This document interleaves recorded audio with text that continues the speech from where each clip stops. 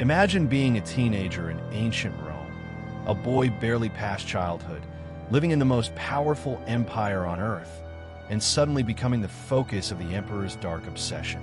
Imagine being taken from your home, stripped of your identity, and forced to live as the replacement for the Emperor's dead wife. Your body is changed against your will, your future erased, and you are paraded in front of an entire empire as a grotesque reflection of someone else's grief. This is not a legend, not a myth, and not a story invented for drama. This is the true history of Sporus, the boy who became Nero's empress. His life story is one of the most haunting, disturbing, and tragic tales to come out of imperial Rome. It is a narrative about grief turned into madness, about power without limits, and about a victim who had no escape except in death. To understand Sporus' tragedy, we must first travel back to Rome in the 1st century CE, a city that was at once magnificent and terrifying. This was a Rome that had survived the reigns of emperors like Tiberius and Caligula, men whose names had already become synonymous with cruelty and excess, and yet Rome had never seen anything like Nero. Nero Claudius Caesar Augustus Germanicus was born into one of the most powerful dynasties in Roman history. From a young age, his life was a tangle of politics, ambition, and blood. His mother, Agrippina the Younger, was a woman of extraordinary determination and cunning. She maneuvered her way into power and eventually convinced Emperor Claudius to adopt Nero as his son and heir. When Claudius mysteriously died, likely poisoned, Nero became emperor at just 16 years old. At first, Nero was seen as a golden boy, the new hope of Rome. His early reign was guided by competent advisors like Seneca, the philosopher, and Burrus, the Praetorian prefect. Under their counsel, Nero's first years were marked by relatively good governance, reduced taxes, and public works that benefited the people. But this promising beginning did not last. As Nero grew older, he grew more impatient with restraint. He saw himself not merely as a ruler, but as an artist, a poet, a singer, even an actor. This alone was scandalous, as performing on stage was considered beneath the dignity of a Roman emperor. But worse than his theatrical ambitions was the dark side of his personality that began to emerge. Nero became increasingly paranoid and violent, eliminating anyone he saw as a threat. He is widely believed to have ordered the murder of his stepbrother Britannicus, and later, in one of the most infamous acts of Roman history, he had his own mother Agrippina assassinated, a crime so shocking that it horrified even his closest supporters. By the mid-60s CE, Nero had also divorced and executed his first wife, Octavia, on charges of adultery that were likely fabricated. With Octavia gone, Nero married Poppaea Sabina, a woman renowned for her beauty and influence. Poppaea was not a passive figure in Nero's life. She was ambitious, politically savvy, and may have encouraged some of Nero's most ruthless decisions, including Octavia's death. But Poppaea was also the great love of Nero's life, perhaps the only person who could soothe his volatile nature. In 65 CE, she became pregnant with what Nero hoped would be his heir, and then suddenly she was dead. Ancient sources tell us conflicting versions. Some say she died from natural causes, others claim Nero, in a fit of rage, kicked her in the stomach and caused her death. Whatever the truth, her loss was catastrophic for Nero. From that moment on, Nero's behavior became even more erratic.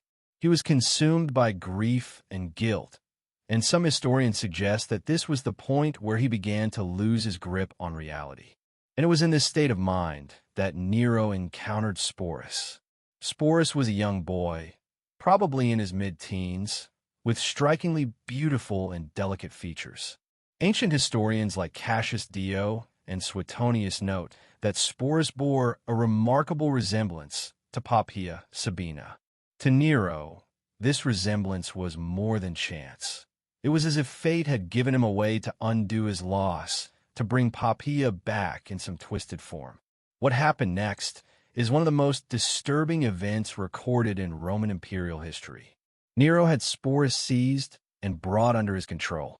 Then he ordered that the boy be castrated, a brutal and irreversible procedure, in order to make him resemble a woman more completely. This act was not just about Nero's grief. It was about control, about bending reality itself to his will. Imagine what Sporus must have felt. He was powerless, a teenager in the hands of the most powerful man in the world. He had no voice, no choice. His body was mutilated, his identity stolen, and he was forced into a role that would have been unthinkable in any society. He was to become the emperor's new wife. Nero did not keep this relationship a secret. In a spectacle that stunned even the decadent Roman court, he staged an imperial wedding. Sporus was dressed as an empress, adorned with jewels and fine clothing, and given the title and honors of a royal consort. The wedding was performed publicly, with witnesses, as though it were a legitimate union between man and woman. From that day forward, Sporus was Nero's constant companion. He accompanied him to the theater, to chariot races, to state ceremonies. Everywhere Nero went, Sporus went, the living, breathing replacement for Poppaea. To the Roman elite, this was both scandalous and tragic. Some mocked Nero behind his back. Others feared what his behavior meant for the stability of the empire. But no one could stop him. For Sporus, life became a nightmare performed under the gaze of an entire empire. He was trapped in a role he had never chosen, forced to act as the dutiful empress, all while carrying the trauma of what had been done to him. But Nero's grip on power was slipping. His extravagance had drained the treasury, and his persecution of senators and elites had created powerful enemies. In 68 CE, rebellion broke out in the provinces, and the Senate declared Nero a public enemy. Facing certain death if captured, Nero fled Rome with a small group of loyalists, including Sporus. According to ancient accounts, in his final hours Nero was terrified. He knew he was finished, that the legions no longer supported him, and that Rome would tear him apart if he was brought back alive. As soldiers closed in, Nero chose to take his own life. With the help of his secretary, he stabbed himself in the throat.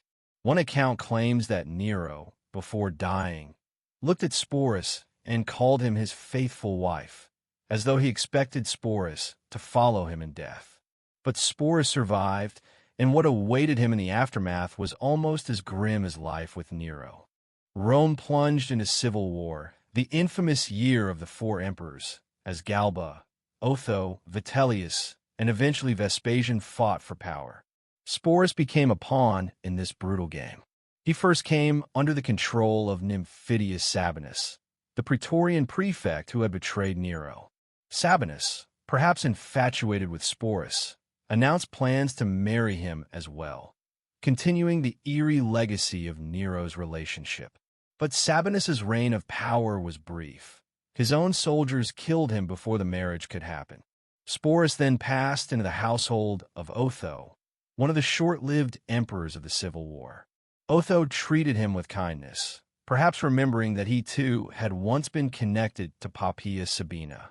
For a brief moment, Sporus's life seemed to settle. He was treated with respect, even dignity. But when Vitellius seized power, everything changed. Vitellius was known for his cruelty and his taste for spectacle. He devised a plan so horrific that it drove Sporus to despair.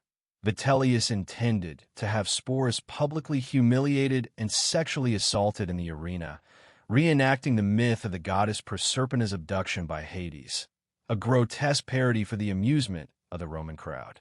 Faced with this final indignity, Sporus made a choice. He would not allow Rome to destroy him completely. Rather than submit to public violation, Sporus took his own life. Some sources say he slit his wrists, others that he starved himself to death.